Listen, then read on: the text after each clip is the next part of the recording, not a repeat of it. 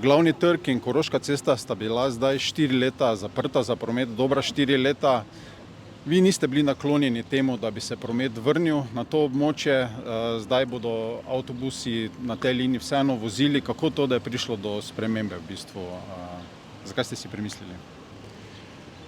Torej gre za potrebe prebivalstva, za dostopnost do vseh javnih dobrin.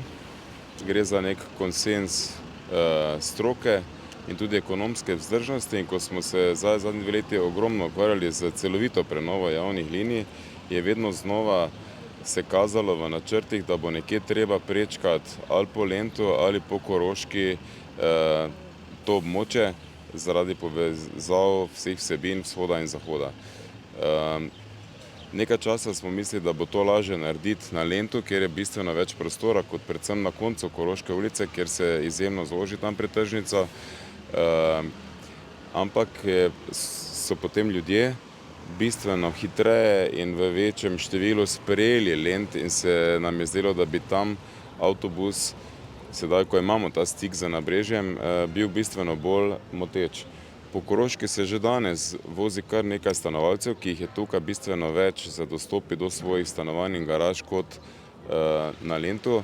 In smo ugotovili, da če naredimo promet, ki bo samo občasni, seveda z izjemno kontrolirano hitrostjo naših dragih šoferjev, ki se bodo svoje morali zavedati, ta prostor pravzaprav res dobesedno deljen ali v tem trenutku celo bolj od pešcev in kolesarjev kot od prometa. Potem upam, da bo to, da smo nekaj, s čimer smo že opravili in bomo sedaj javni potniški promet vrnili na Koroško, da bo tudi odziv ljudi s časoma tako velik, da bo to upravičeval. Če ta linija ne bo polna, potem očitno ni toliko potreb v mestu, ki bi upravičevale to, da je avtobus na Koroški. Se pravi, vse bo zdaj odvisno od tega in mi v resnici pa si želimo, da bi ljudje uporabljali javni potniški promet, ker to razbremenjuje mesta.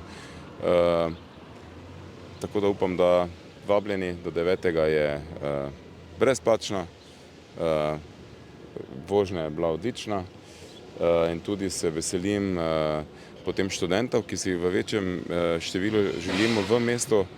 In kot rečeno že prej, je avtobus, ki povezuje vse, na kar smo mi ponosni. Univerzitetno mesto, ogromno športne infrastrukture, tržnico, kulturo, se pravi, to je res tisti mestni avtobus, ki bo pa tudi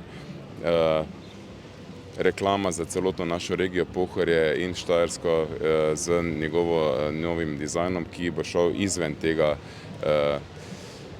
Marpromovega dizajna. Se pravi, ta avtobus je nekaj posebnega in bo to tudi kazal v svoji podobi.